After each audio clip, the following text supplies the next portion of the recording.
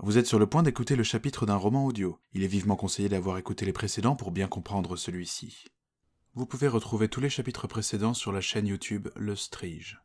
Voilà, il ne me reste plus qu'à vous souhaiter une bonne écoute. Votre grâce est sur les dents. 19e chapitre. Entre les tombes. Falco eut le bon réflexe et se jeta sur le côté lorsque la détonation perça la tension ambiante. Il avait chuté dans les escaliers, mais grand bien lui avait pris car une partie de la porte avait été complètement pulvérisée. S'il était resté devant, ça aurait été lui. En se relevant, il entendit une seconde détonation. Émile Jardinet avait dégainé sa poivrière et, sans palabre, avait tiré dans la serrure et envoyé un formidable coup de pied dans la porte qui s'ouvrit d'un coup. La personne qui était là-dedans ne plaisantait pas. Il devait s'agir d'un coup de fusil. « Ne la tue pas, Émile !» ordonna Falco. Il vit Jardinet se ruer dans l'appartement. À peine fut-il devant la porte qu'il entendit des coups de feu assortis à des bruits de verres cassés et des cris. Le couloir principal de l'appartement était étroit. Falco brandit son bulldog devant lui et entra. À gauche, une porte donnait sur une chambre minuscule envahie par un imposant lit d'effets. Personne ici. « Votre grâce, elle va sauter !» Sans se poser davantage de questions, Falco accourut dans l'appartement. Au bout du couloir se trouvait une petite pièce. Les quelques meubles qui occupaient l'espace gisaient çà et là. Émile tentait de se relever. Il avait un couteau planté dans l'épaule et son arme gisait à quelques mètres de lui. De l'autre côté de la pièce, les battants ouverts de la fenêtre donnaient sur la grisaille du dehors. Une silhouette se découpait dans l'ouverture. Falco reconnut sans peine Dora Tannberg. Cette dernière se retourna et lui jeta un regard furieux. Ses mains étaient maculées de sang. Ils avaient dû la surprendre car elle était simplement vêtue d'un chemisier et ne portait même pas de chaussures. Sans même essayer de la retenir, Falco visa ses jambes, mais elle avait déjà sauté. Après avoir renvoyé à Émile son arme d'un coup de pied, il descendit 4 à 4 les marches de l'escalier, le bulldog toujours au point. La cour était aussi vide que lorsqu'ils étaient arrivés. Sans se poser de questions, il la traversa au pas de course. La porte rouge était ouverte. À peine l'eut-il franchi qu'il vit Dora Tannberg disparaître dans la ruelle. Sans perdre un instant, Falco s'élança à sa poursuite. Qu'elle ait survécu à la chute depuis 4 étages confirmait ses doutes. Elle était soit vampire, soit lycanthrope. Elle disparut dans un interstice entre 2 immeubles. Falco s'y engouffra à son tour. Même si Dora Tannberg était un être surnaturel, son saut de l'ange devait avoir quand même entamé quelque peu ses facultés physiques. Fermement décidé à ne rien lâcher, Falco parvenait, bon an mal an, à glaner du terrain sur elle. Le passage était à peine assez large pour sa carrure, mais il allait aussi vite que possible.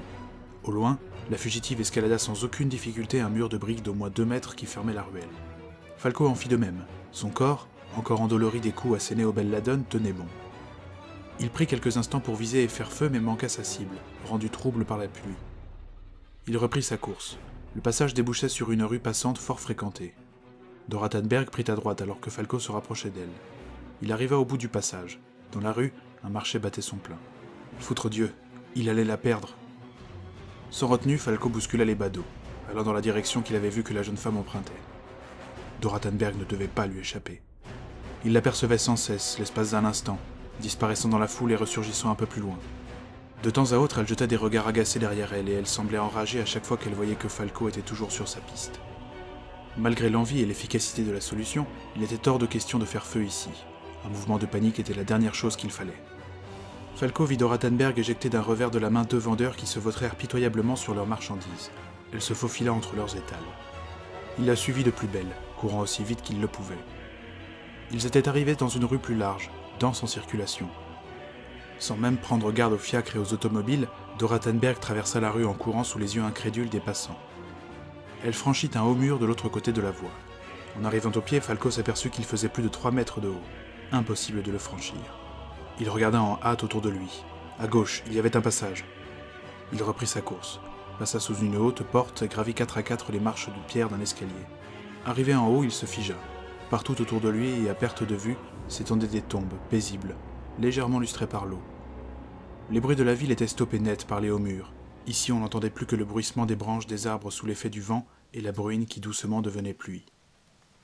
L'endroit avait toute la tranquillité d'un cimetière de province. Il était au Père-Lachaise. Sans perdre plus de temps, il scruta les alentours. Aucune trace de Dora. Falco fulminait. C'était trop bête de la perdre ainsi. En plissant les yeux, il aperçut dans une allée pavée et couverte par de paisibles arbres une femme en petite tenue qui marchait à pas vifs. Impossible de la rattraper en la poursuivant de front sans qu'elle ne s'en aperçoive. Il fallait ruser.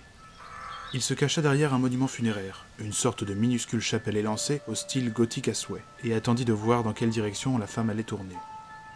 Elle prit à gauche, vers les hauteurs du cimetière. Falco alla dans sa direction, évitant les allées principales en coupant par de minuscules sentiers qui passaient devant les tombes, parfois entièrement recouvertes par la végétation.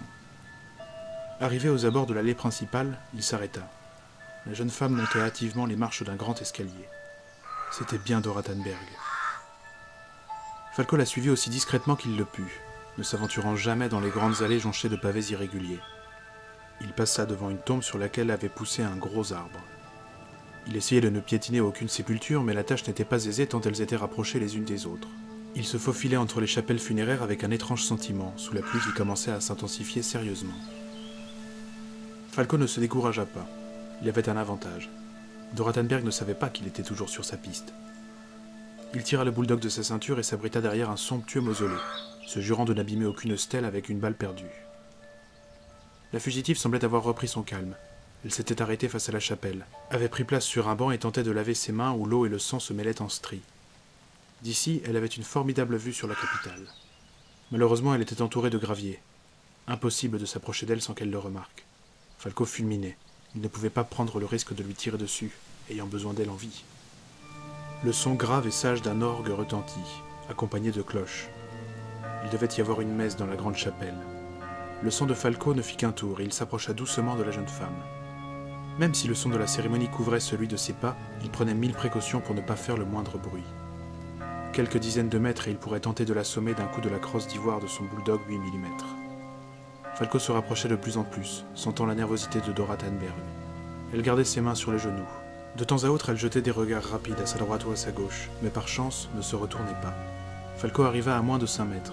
Au moment où il posait le pied, l'orgue acheva de faire durer la note finale du cantique, cédant la place au crissement de sa bottine sur les graviers. En une fraction de seconde, Falco vit Dora Tannberg se retourner. Son visage se figea en un masque de colère lorsqu'elle le vit. D'un bond, elle se leva et sauta de l'autre côté du banc. Elle brandissait quelque chose dans sa main droite. Falco eut juste le temps de voir qu'il s'agissait du bras d'une statue avant de recevoir la main de pierre en plein visage. Avant de perdre connaissance, il avait entendu l'objet tomber juste à côté de sa tête et les bruits de pas de la jeune femme s'éloignant en courant.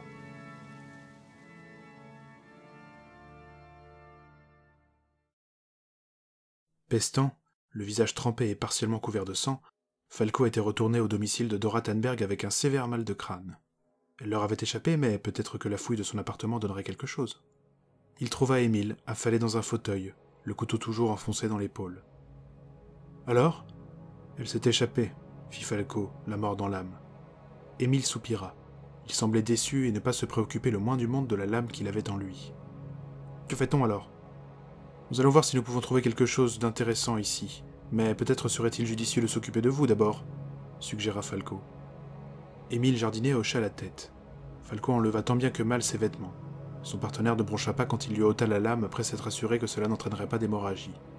La blessure était peu profonde, une chance car Dora Tannberg aurait été en mesure de les tuer tous les deux si elle l'avait voulu. Avec un drap, Falco réalisa un bandage sommaire qu'il serra bien pour limiter le saignement. Il se lava les mains dans une cuvette et se regarda dans la glace. Il n'était pas beau à voir. Ses traits fatigués et le sang mêlé à l'eau de pluie qui coulait le long de sa tempe auraient suffi à effrayer un myope. Les deux hommes mirent sans dessus-dessous l'appartement, cherchant la moindre cachette. Ils ne trouvèrent rien hormis les bouteilles pleines d'un liquide rougeâtre empestant une infâme odeur de sang caillé. Au moins, la lumière sur la véritable nature de Dora Tannberg était faite. Falco commençait à désespérer, tout comme Émile Jardinet. Ce dernier s'affala d'ailleurs sur le lit de la chambre. On ne pouvait pas lui reprocher de ne plus être en grande forme. Le bougre ne s'était pas plaint une fois de sa blessure, qui semblait avoir cessé de saigner. Grand mal lui en prit car la couche céda sous son poids. Il jura copieusement, mais dans le brouhaha de la chute, Falco tiqua. Un bruit lui avait semblé suspect, comme si le lit s'était effondré sur un sol creux. « Vous avez entendu » fit-il à Émile. « Ah, j'ai surtout ressenti !» Il se releva péniblement. « Il y a quelque chose là-dessous » affirma Falco. Il tira le lit. Émile ne lui fut pas d'une grande aide, mais il fit de son mieux avec le bras dont la force n'était pas entravée par la blessure.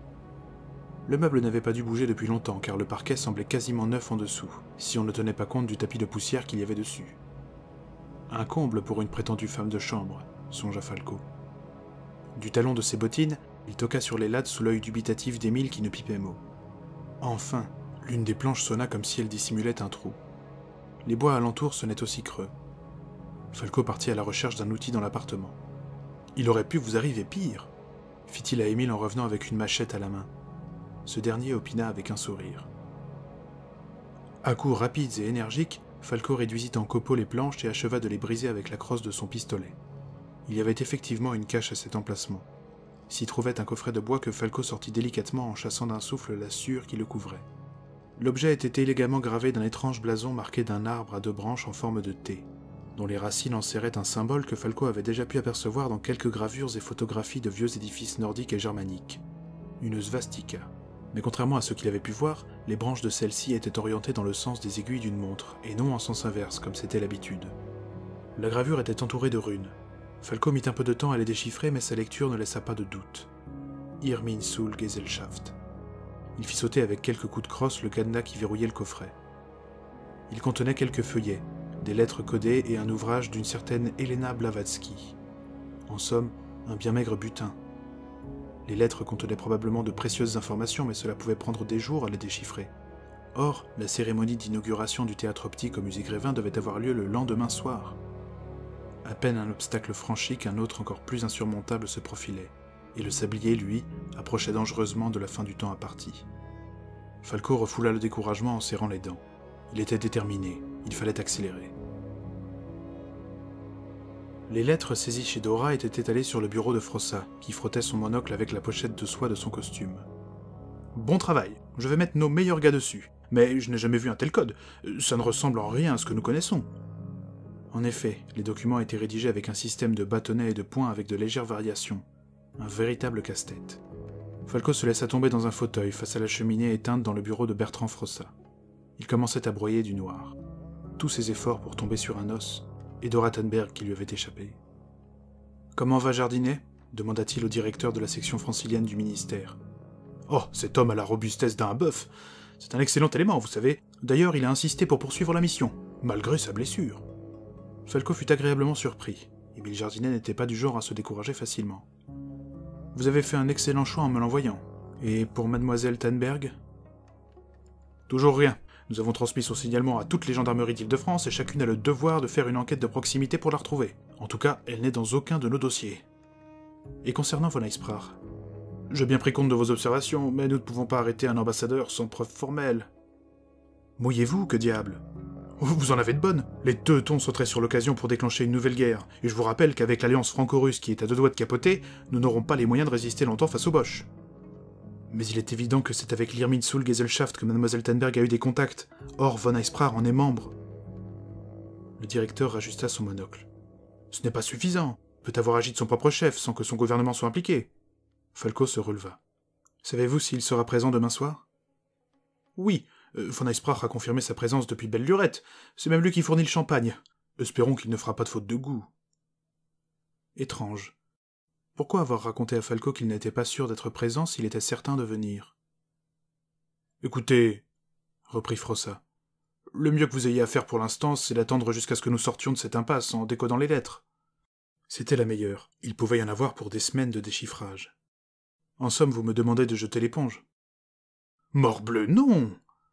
Que nous connaissions les coupables ou non, il faut parer à toute éventuelle attaque. Je vous rappelle que c'est demain soir la pantomime lumineuse. » Comme s'il avait oublié. Falco se dirigea vers la fenêtre, la mort dans l'âme. Il regarda la scène grise s'écouler lentement. Il ne voulait pas baisser les bras, mais savait la tâche qui l'attendait titanesque. « Allons, changez-vous les idées en attendant, » suggéra Bertrand Frossa. « Maintenant vous avez de la lecture, après tout. » Il agita le livre de Blavatsky trouvé chez Dora. Une bien maigre consolation, mais le vieux morse avait raison. Que faire d'autre? Falco avait mangé sans réel appétit dans un restaurant du quartier latin. Il avait retourné la situation dans tous les sens, mais ne voyait ni un moyen de mettre Karl von Eisprach au pied du mur, ni comment retrouver Dora. Il était au bord de l'échec. De retour à son hôtel, il trouva à son intention les plans du musée Grévin et le programme exact de la soirée, les fournisseurs, la liste du personnel. En somme, tout ce qui concernait l'événement. Il avait demandé à Bertrand Frossa de lui envoyer tous ces éléments en se disant qu'une étude approfondie lui permettrait d'anticiper une attaque et de se changer les idées. Il s'installa à une table du restaurant avec vue sur la rue de Rivoli. Un double whisky sec à portée de main. Comme l'avait dit Frossa, von Eisprach avait prévu le champagne. Le bougre n'avait pas lésiné sur la quantité, ni la qualité. Mais après plus d'1 heure, rien n'y faisait. Falco ne parvenait pas à tirer quoi que ce soit des documents. Résigné, il prit dans ses mains le livre d'Elena Blavatsky posé sur la table et l'observa. Au moins aurait-il peut-être une lecture agréable. Une sorte de papier tomba du livre lorsque Falco l'ouvrit. Dessus étaient notées d'une écriture rapide des lettres assorties de chiffres. C3, H5, N3, O9. Il avait déjà vu ces lettres et ces chiffres quelque part, mais où? Et pourquoi avoir retenu ceci en particulier? Son enthousiasme retomba devant l'absence de réponse. Mais il le submergea de nouveau lorsqu'il retourna le papier.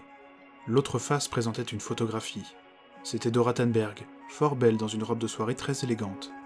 Mais une partie de l'image était manquante, car un bord était déchiré. La vampire ne devait pas être seule à avoir posé, car on distinguait le bras d'un homme passé autour de sa taille. Le sang de Falco ne fit qu'un tour, il bondit de son fauteuil. Cette photographie pouvait éviter une guerre.